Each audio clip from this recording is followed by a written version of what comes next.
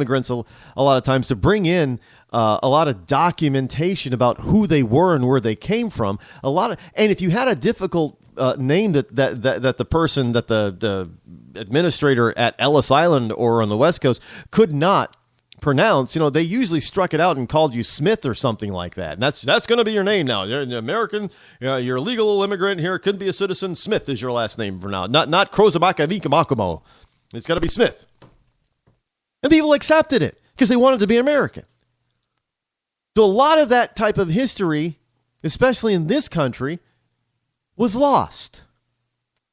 Now, I'm not saying that's bad. It's just what it was and how it came about. It was a natural progression of what was happening on the planet. It was naturally lost. And today you have a lot of people who want to try to reconnect with that sense. And we see a lot of TV programs. I mean, what was it? Brian Bortano had a program on a year or two. See, I watch a lot of renovation types and flipping programs. And Brian Bortano had one where he went back to his ancestral Italian town where he still has relatives living in that town. And he purchased the house that I guess his grandparents owned and came from when they immigrated to the U.S. They lived in that house. And so he went back and got that house and he renovated it. And he invites, every time he's back in that Italian village, he invites family over, some newfound friends over, and they have all these wonderful parties, whatever. He revamped and remodeled that house, and it looks absolutely marvelous. It looks great. Well, of course, he's got good taste. Brian Boitano is gay, but that's neither here nor there. He reconnected with his family roots. And he knows who his long-lost, quote-unquote, relatives are in that town. And they tell him all kinds of stories about his grandparents, his great-grandparents, and that's good stuff. But we see a lot of programs like that, and people watch those programs and think, I'd like to get a taste of what that's like. So about 5 or 6 years ago, Ancestry.com and 23andMe.com it took some developments from the DNA area and decided that they were going to offer it to customers. So people could send in a swab, a saliva swab, to get their DNA tested and mapped. And people are starting to get back these wonderful histories and locations of where they came from. And they were able to pinpoint not only by region, but where in the region they came from. And most likely the town or villages that were in this region that they came from. People were flocking to this. So now more than 2 million Americans have flooded Ancestry.com and 23andMe.com. But I said back then, yes, as much as I would like to do that, because I think the test is only like, what is it, like $50 or $60? It's affordable for just about everybody. Just about anybody can afford to write a check or pay a credit card for, $50 or $60 and have this done. But I said that there was a problem with this way back then. And that I would not do it, even though it is killing me. Because there's so much. I am such a mutt, a human mutt. It's ridiculous. I would love to be able to figure all this stuff out.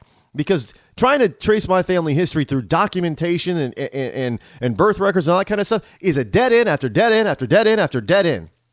But I would be able to love to figure out more of where I came from, how I came to be. But I refuse to do Ancestry.com or 23andMe.com and use their DNA services. Why? Because of this. This is a story from Fusion.net. When companies like Ancestry.com and 23andMe first invited people to send in their DNA for genealogy tracing and medical diagnostic testing, privacy advocates, including me, warned about the creation of a giant genetic database that might one day be used against participants by law enforcement. DNA, after all, can be a key in solving crimes. It has serious information about you and your family. Now, this privacy advocate, Jeremy Gruber, was saying this back in 2010. So was I. Now, 5 years later, 23andMe and Ancestry both have over 1 million customers each. Those warnings are looking prescient. Your relative's DNA could turn you into a suspect, warns Wired magazine, writing about a case from earlier this year in which New Orleans filmmaker Michael Usry, is it Usry? U-S-R-Y, became a suspect in an unsolved murder case after cops did a familial genetic search using semen collected in 96. The cops searched an Ancestry.com database and got a familial match to a saliva sample Usry's father had given years earlier. I remember this. Now, Usry was ultimately determined to be innocent, but his reputation was ruined. And the Electronic Frontier Foundation called it a wild goose chase that demonstrated the very real threats to privacy and civil liberties posed by law enforcement access to private genetic databases. Now, the FBI does maintain a national genetic database with samples from convicts and arrestees, but this was the most public example of cops turning to a private genetic database to find a suspect. And cops are starting to demand that they turn over this information. And look, every time that you get arrested now, you do realize that you just get arrested. You might not even have any charges filed against you, but you get arrested. Your fingerprints and picture are now permanently stored in the FBI database. Did you know that? And in certain cases where you're arrested, even if no charges come or you don't even go to court, in certain arrestable cases, your DNA is going to be taken. It's going to be sampled. Again, that's going to remain on file with the FBI. And you may not even ever be charged with anything. But they're going to hold on to it.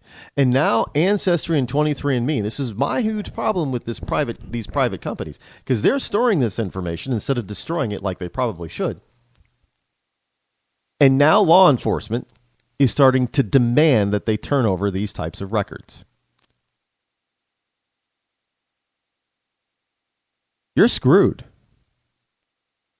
if you used any of these services. And when I told people that they should not do this, they looked at me like I had two heads. Oh, Rod, you're being silly. You're being overprotective. You're being, too, conspiracy theorist and all that kind of stuff. You're turning into a nut job. Well, guess what? It took a few years, but again, I was right. Now, both Ancestry and 23andMe stipulate in their privacy policies that they will turn information over to law enforcement if served with a court order. 23andMe says it's received a couple of requests from both state law enforcement and the FBI.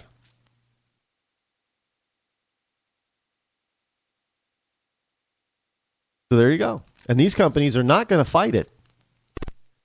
They're going to willingly turn over your data.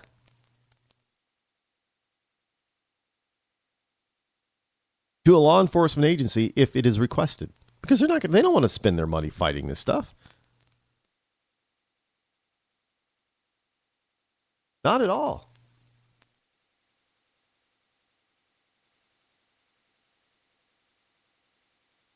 And frankly, can you blame them? I mean, you're giving them this information freely. Now, what are they going to do? Look, folks, I know a lot of this stuff is so cool.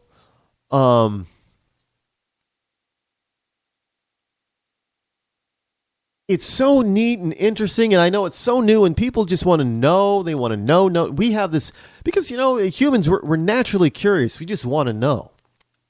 We want to know stuff. Everybody wants to. Well, most people with a brain that's still active. I'm not talking about the people in a coma. Want to know stuff.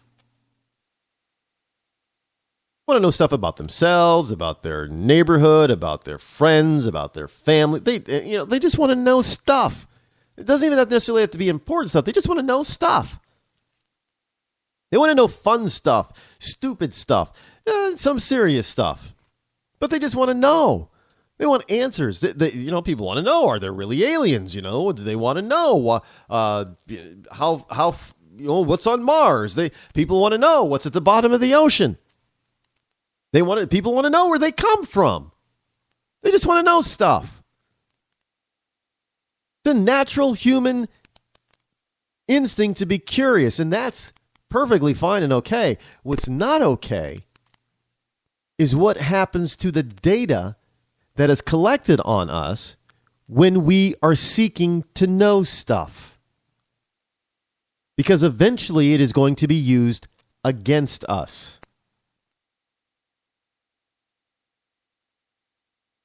And that's not okay. Speaking of knowing stuff, is there anybody else out there who's what's his name, who's sick of this? You know what? If you are, I'm going to say this frankly. I feel sorry for Kanye West. I really do. I personally think that the man's life is in danger. Physically, emotionally, or reputationally, his life is in danger. Because it seems like every person, every man that's gotten involved with those Kardashian women, they have ended up screwed up. I mean, what do you got? Lamar Odom did, overdoses in a brothel of all places, and you got Bruce has decided, well, I'm a woman now. I mean, what must you go through being a part of that family if you want to, a couple of decades later, you are convinced that you're a woman? And don't give me this BS that he said, I always felt this way. No, he did not. Not buying it. But what is this notion that we're going to pay so much attention to what's going on with this guy? I mean, it's like we had a daily. I couldn't avoid it. Daily update on his condition. Oh, he's still in a coma.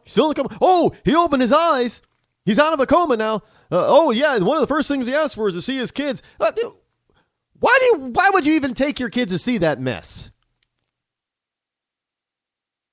I mean, yes, we've got all kinds of real men out there who are doing real things and getting, especially military people, and we don't hear a damn thing about their recovery. But you get a man who was dating or married to a Kardashian, and yeah, look, what was Chris's the other guy who was married to Kim Ye first, and Humphreys, the basketball player. That guy got so messed up being married. They weren't even married for a year, right? He should have known he was doomed because, he was white. Well, it seems like the Kardashian women, there's two groups of them. There's the Kardashian girls and then there's the Jenner girls. I don't know. Do the Jenner girls seem to go for black guys? Because it looks like the Kardashian women really like to go for the black guys. I don't know.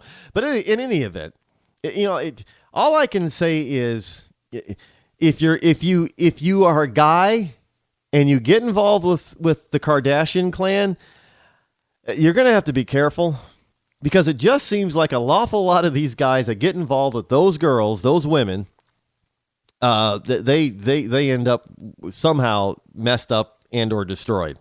Physically, mentally, reputationally. In a number of different ways. And this is, I'm not a huge Kanye West fan, but I got to tell you, this guy may have he may have gotten into something that he finds that he can't get himself out of very easily. So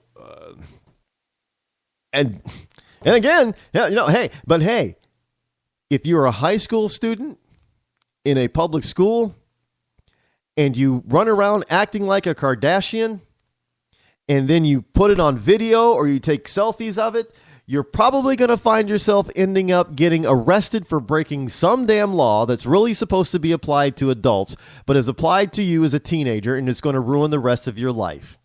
That's the Kardashian effect.